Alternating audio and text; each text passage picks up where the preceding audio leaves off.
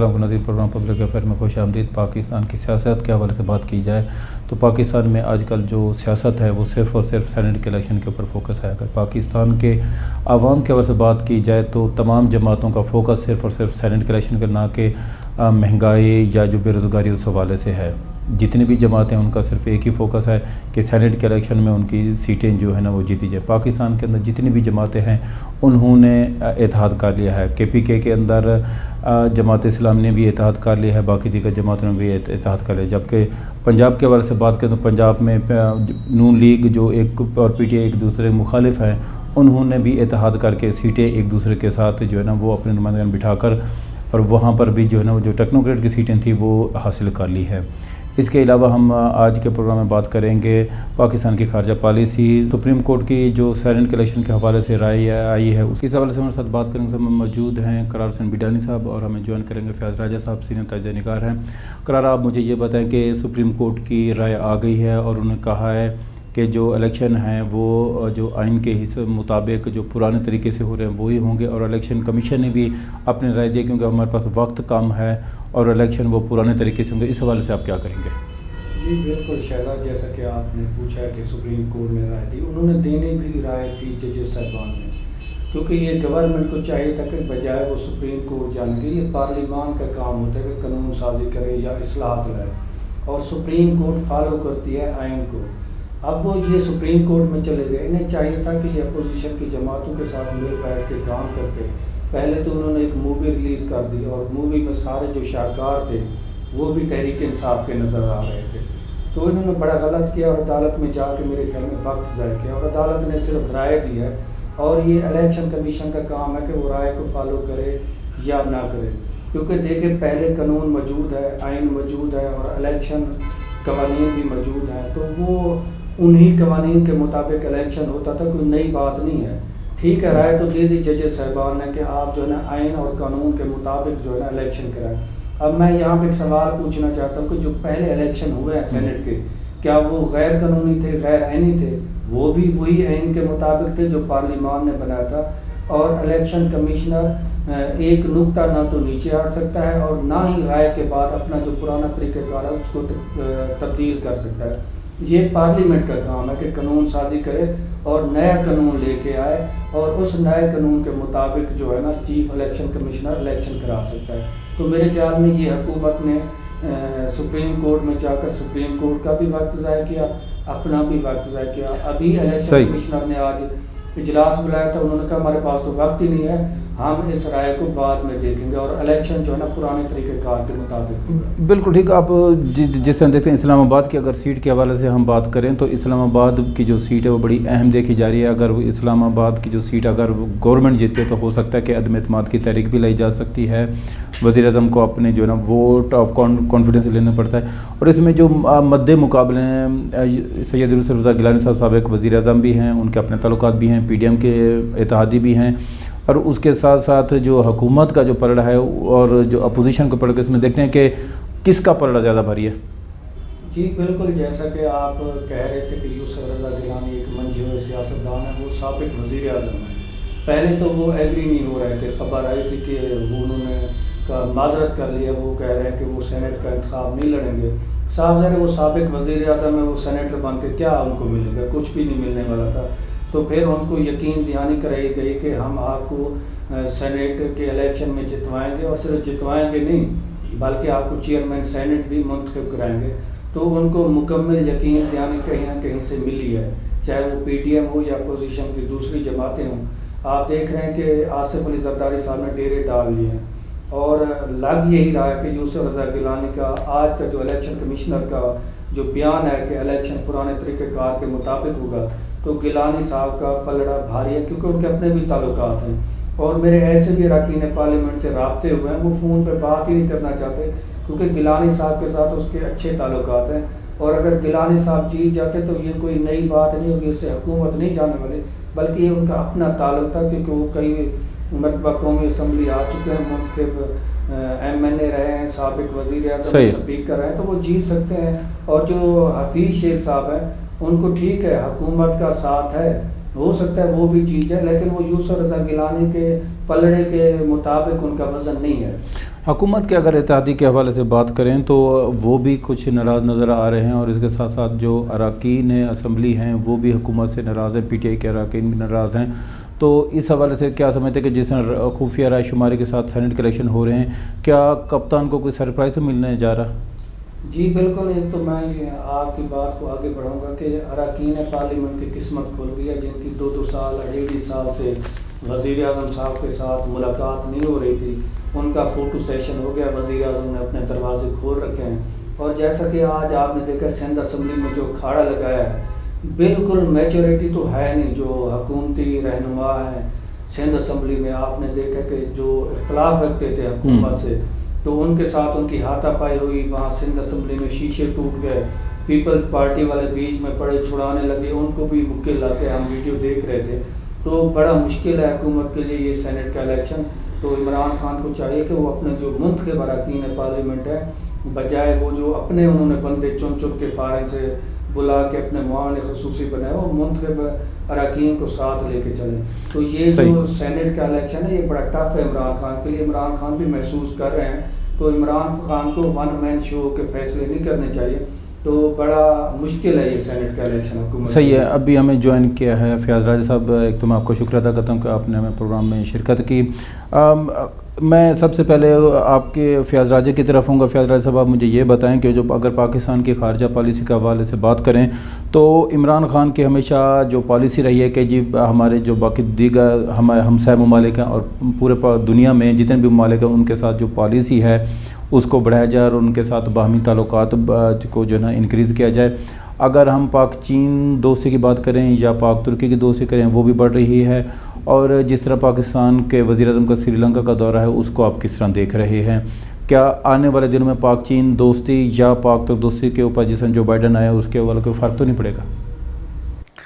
بسم اللہ الرحمن الرحیم. سب سے پہلے تو بہت شکریہ کہ آپ نے موقع دیا. دیکھیے جی، 2 ملکوں کے درمیان جو باہمی تعلقات ہوتے ہیں اس کے کئی ہمہ جہت جو ہے وہ پہلو ہوتے ہیں. صرف ایک پہلو کو سامنے رکھ کے جو ہے وہ 2 ممالک کے درمیان تعلقات نہیں ہوتے.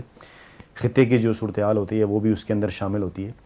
تو خاص طور پہ یہ جو دورہ ہے وزیر اعظم پاکستان کا، دورہ سری لنکا، یہ اس لحاظ سے بھی اہم ہے کہ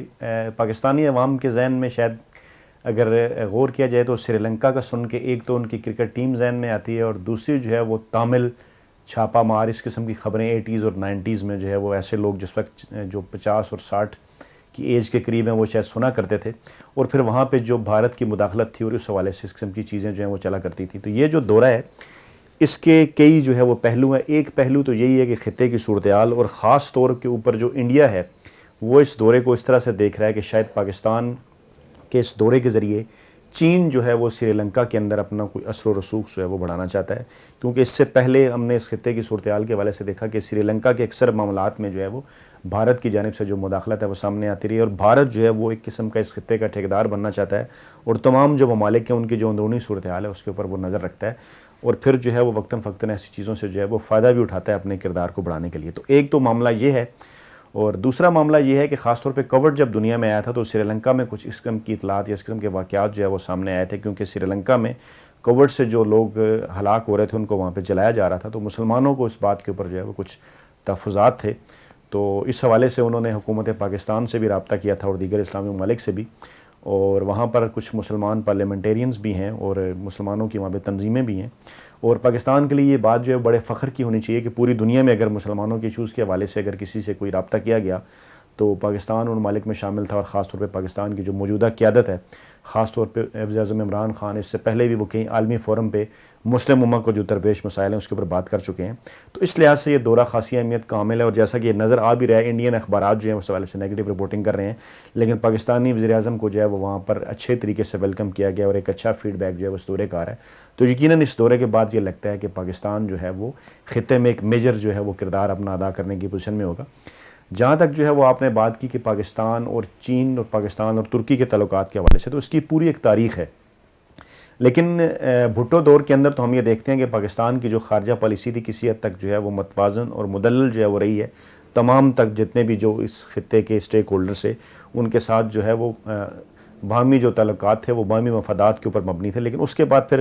ضیاء کے بعد اور پھر آہستہ آہستہ پاکستان کی کچھ پالیسیز، فارن پالیسیز میں کچھ کسی قسم کا کچھ شفٹ جو ہے وہ آتا رہا، اور پاکستان بدقسمتی سے جو ہے وہ خطے میں دوسرے ممالک کے ساتھ جو اس کے تعلقات تھے اس میں پاکستان اپنا توازن قائم نہیں رکھ سکا. تو اب اس گورنمنٹ کا مقصد یہی تھا کہ حالانکہ ہمارے تعلقات چین کے ساتھ ماضی میں بھی رہے, ترکی کے ساتھ بھی رہے, لیکن کچھ دیگر ممالک کی طرف پاکستان کا ٹلٹ بھی رہا. جیسے چین کے ساتھ ہم دیکھ سکتے ہیں کہ امریکہ کے ساتھ ہمارے تعلقات جو ہے وہ اس طرف جو ہے وہ ٹلٹ رہا. اس کے ساتھ ساتھ جو ہے وہ ترکی کا اگر کمپیریزن کریں تو سعودی عرب کی طرف جو ہے وہ ہمارا ٹلٹ رہا. لیکن عمران خان کی جو موجودہ حکومت ہے تحریک انصاف کی, اس نے نئے ایونیوز جو ہیں وہ دریافت کیے ہیں. اس حوالے سے کچھ انہیں جو ہے وہ مخالفت کا بھی سامنا کرنا پڑا ہے, جیسے ترکی اور ملیشیا اور پاکستان اور ایران کے حوالے سے بعض سعودی عرب کی جانب سے کچھ ریزرویشن بھی سامنے آئی تھیں, جس کے باعث عمران خان جو ہے وہ ایک کانفرنس میں بھی شرکت نہیں کر سکے تھے. لیکن اس کے باوجود بہرحال خارجہ پالیسی میں تمام چیزیں جو ہیں وہ کچھ اس قسم کی نہیں ہوتی کہ کوئی پتھر پہ لکیر ہو. کچھ چیزیں وقتی بھی ہوتی ہیں اور آہستہ آہستہ ان چیزوں کے اندر جو ہے وہ بہتری آتی ہے. تو امید کی جا سکتی ہے کہ ترکی کے ساتھ اور چائنا کے ساتھ پاکستان کے یہ جو تعلقات ہیں متوازن سطح پہ آگے بڑھیں گے, اور پاکستان جو خطے کے دوسرے ممالک ہیں ان سے جس طرح فیاض راجہ صاحب نے بھی بات کی کہ جو پاکستان کے تعلق کی جو خارجہ پالیسی ہے عمران کی, یہ باقی ممالک سے تھوڑا سا الگ کے ہٹ کے ہے, اور وہ ہمیشہ باقی ممالک کے ساتھ تعلقات, اس حوالے سے آپ کیا کہیں گے؟ جی بالکل شہزاد, جو پاکستان ہے وہ اسلامی دنیا کا ایک بہت بڑا ملک ہے اور وزن رکھتا ہے اسلامی ممالک میں. تو اچھی پالیسی جاری, ہمارے وزیر خارجہ بھی متحرک ہیں, اور جو خاص کر ترکی کے ساتھ تعلقات ہیں انہیں مزید آگے بڑھانا چاہیے. اور آج 70 سال مکمل ہوئے ہیں پاک چین دوستی کو, ایک تقریب ہوئی, وزیر خارجہ نے وہاں خطاب بھی کیا ہے. تو یہ بہت اچھی دوستی ہے, اور جو پاک چین دوستی ہے اس کے اوپر چاہے جو بائیڈن ہے یا ٹرمپ تھے تو کوئی فرق نہیں پڑا, اور نہ ہی مستقبل میں ہم کوئی اثرات دیکھ رہے ہیں. یہ ہمیشہ ہر آنے والے دن کے ساتھ دوستی بلندیوں کی طرف جا رہی ہے. ابھی سری لنکا کا دورہ کیا وزیر اعظم نے, وہاں بھی بہت ہی اچھے جو ایگریمنٹ ہوئے ہیں, اور سیاحت کے حوالے سے جو گفتگو کی ہے وزیر اعظم بار بار کہہ رہے ہیں کہ سوئٹزرلینڈ ہے جو وہ $80 ارب سالانہ صرف سیاحت سے کماتا ہے. تو جو ہمارے شمالی علاقہ جات ہیں, ہمارے دیہات ہیں, یہ تاریخی مقامات ہیں, یہ دنیا میں سب سے زیادہ خوبصورت ہیں اور انوکھے ہیں. تو اگر ہم یہاں پہ ایک تو پیس جو ریسٹور ہوا ہے اس سے فائدہ اٹھاتے ہوئے سیاحت کی فروغ دیں تو ہم بھی سوئٹزرلینڈ سے زیادہ یہاں آ سکتے ہیں. اچھا, پھر میں دوبارہ سینٹ کے الیکشن کی طرف آؤں گا. تو کیا آپ سمجھتے ہیں کہ جو کوئی بھی الیکشن ہوتا ہے تو اس میں کوئی عینی اصلاحات ہونی چاہیے, جس میں کوئی بھی مجرم, ملزم یا موجودہ کسی عدالت میں ان کا کیس چلا تو وہ سینٹ کے, یا کوئی بھی الیکشن ہو تو اس میں حصہ لیں؟ تو آپ کیا سمجھتے ہیں کہ ایسے جو ہے نا وہ پاکستان کی 70 سال تاریخ میں کوئی بھی چینج نہیں ہے, کیا آپ سمجھتے ہیں کہ اس میں تبدیلی آنی چاہیے؟ اس کا ایک طریقہ جو ہے بالکل اڈاپٹ کیا گیا تھا, ایک الیکشن کمیشن کے زیر انتظام ایک سیل بھی بنایا گیا تھا, اس کو دوبارہ اسی طرح سے ایکٹیو کیا جائے اور اس کو ٹرانسپیرنٹ زیادہ سے زیادہ بنایا جائے کہ اس کی چھلنی کے اندر صرف آپ کے سیاسی مخالفین نہ ہیں بلکہ وہ لوگ بھی ہیں کہ جو ہے تو آپ کی حامی لیکن وہ بھی اگر کرپشن میں ملوث رہے ہیں یا انہوں نے کوئی جرم کیا ہے تو ان کو بھی الیکشن لڑنے سے جو ہے وہ روکا جائے. دوسرا معاملہ ہے الیکشن کمیشن کے اختیارات کا. اب ماضی میں یہ انتظامیہ نے بھی الیکشن کرائے پاکستان کے اندر, عدلیہ نے بھی کرائے اور فوج نے بھی کرائے. انتظامیہ 1970 سے پہلے کراتی رہی, اس کے اوپر جھلو کے انضامات لگتے رہے. فوج نے 1970 میں الیکشن کرائے تو سب نے کہا جی بڑے بہترین الیکشن ہو گئے. اس کے بعد درمیان میں عدلیہ بھی کرواتی رہی, 2013 میں عدلیہ نے کرائے تو Imran Khan, P T I سمیت تمام سیاسی جماعتوں نے اس کو الیکشن قرار دیا. آصف زرداری صاحب نے بھی یہی کہا. اب 2018 میں تمام سیاسی جماعتوں کو کہنے کے اوپر, میں ان میٹنگز میں موجود تھا, ہمارے دوست رپورٹرز ان میٹنگ کے اندر موجود تھے جہاں ان سیاسی جماعتوں نے یہ کہا جی اب فوج کو الیکشن کرانا چاہیے. جب فوج نے الیکشن کرائے جس کے نتیجے میں عمران خان اقتدار میں آئے, اب اس کے اوپر بھی اعتراضات تھے کہ جی فوج کو سائڈ پہ کر دیں. ابھی فوج کے علاوہ الیکشن ہوئے ہیں تو آپ نے دیکھا کہ کیا صورتحال بنی کہ اس قسم کے حالات تو جو ہے وہ صرف ایک حلقے کے اندر پیدا ہوئے کہ یہ پاکستان میں پہلا واقعہ ہے کہ صرف ایک حلقے کے ضمنی انتخابات میں 2 لوگ قتل ہو گئے. لوگ 2 3 4 پہلے بھی قتل ہو گئے ہیں الیکشنوں میں, لیکن وہ پورے ملک کے الیکشن ہو رہے ہوتے تھے. لیکن اب صرف ایک حلقے کے الیکشن میں 2 لوگوں کا قتل ہونا, یہ بات ظاہر کرتا ہے کہ ہماری جو لوکل انتظامیہ ہے وہ شاید اس قابل نہیں ہے کہ وہ نہ صرف امن و امان کا ماحول وہاں پہ برقرار رکھ سکے بلکہ ایک بہتر ماحول میں لوگوں کو پولنگ بھی کرنے کی اجازت جو ہے وہ دی جائے. اس لیے فوری طور پہ سیاسی جماعتوں کو مل بیٹھنا چاہیے. اور ابھی تک اس جو ہے وہ ہم یہ طے نہیں کر پائے کہ فوج الیکشن کرائے گی, انتظامیہ کرائے گی یا عدلیہ کرائے گی. اسٹیک ہولڈرز اس کے اوپر بیٹھیں اور بہتر انتخابی اصلاحات کریں. اور جہاں تک خرید و فروخت کا تعلق ہے, جیسا کہ میں نے آپ سے پہلے بھی کہا, یہ ماضی سے ہوتی آئی ہے اور یقیناً اس کے اوپر بھی سیاسی جماعتوں کو بیٹھنا چاہیے. وہ لوگ جو یہ آج کہہ رہے ہیں کہ اپنی مرضی سے ووٹ دینا ضمیر کی آواز ہے, وہ کم سے کم یہ ضرور سوچیں کہ جب چیئرمین سینٹ کے الیکشن میں ان کے خلاف ووٹ نکلے تھے تو اس وقت انہوں نے شور مچایا تھا. تو بالکل کسی وقت کسی سیاسی جماعت کو فائدہ ہوتا ہے, بعد میں کسی اور کو ہوتا ہے. جس کو جس وقت فائدہ اور ہوتا ہے وہ اس وقت خوش ہوتا ہے, وہ انتخابی اصلاحات نہیں چاہتا. تو حل اس کا یہی ہے کہ چاہے کسی کا فائدہ یا نقصان ہو, وقتی فائدہ یا نقصان کو سوچے بغیر فوری طور پر جو ہے وہ انتخابی اصلاحات کی جائے. قرار یہ کوشچن میں آپ کی طرف بھی یہ کروں گا کہ آپ کیا سمجھتے ہیں کہ جو الیکشن کے جو قوانین ہیں اس میں جو عینی اصلاحات ہونی چاہیے یا نہیں ہونی چاہیے؟ جی بالکل شہزاد، میں بھی قانون کا طالب علم ہوں، وکیل ہوں، تو میں جو قانونی معاملات جانتا ہوں، میں نے پہلے بھی کہا ہے کہ پرائم منسٹر کو جو ٹیم ہے اس کی لیگل ٹیم وہ غلط ایڈوائز کر رہی ہے، وہ سپریم کورٹ میں چلے گئے۔ پارلیمان کے پاس بہت بڑی پاور ہے، دیکھیں جب پارلیمان قانون سازی کرتی ہے ججز اس سے اللہ پہ ہٹ کے بھی نہیں لکھ سکتے، ایک نقطہ اوپر نیچے بھی نہیں جا سکتے، اگر وہ جائیں گے وہ وائلیشن ہوگی، یہ سپریم کورٹ کے پاس چلے گئے، ہمیں جی رائے دیتے ہو بھائی آپ کا کام ہے قانون سازی کرنا، ٹھیک ہے، اگر ہارس ٹریڈنگ ہو رہی ہے، ووٹ بک رہے ہیں تو آپ اکٹھے بیٹھے ہیں، جتنے بھی پارلیمنٹیرین ہیں اپوزیشن کے، یہ حکومت کو بڑا دل کرنا ہوگا، اس میں کافی قانون سازی کی ضرورت ہے، ٹھیک ہے، اوپن بیلٹ کرنا ہے تو آپ اپوزیشن کو ساتھ بیٹھا لیتے، اپوزیشن بھی یہی تو چاہتی تھی، تھوڑا ان کو اپنا سمجھیں، ان کو محب وطن پاکستانی سمجھیں، ایک تو کسی کے اوپر یہ ٹیگ آپ نہیں لگا سکتے 22 کروڑ عوام جو پاکستان ہے، کسی ایک کے اوپر بھی بھئی آپ غدار وطن ہیں، پہلے یہ ٹیگ ہٹا دیں، سب جتنے بھی وہ پاکستانی ہیں محب وطن پاکستانی، آپ ان کو ساتھ بیٹھیں، آپ حکومت میں بڑا دل کریں، اور اصلاحات کی کافی ضرورت ہے۔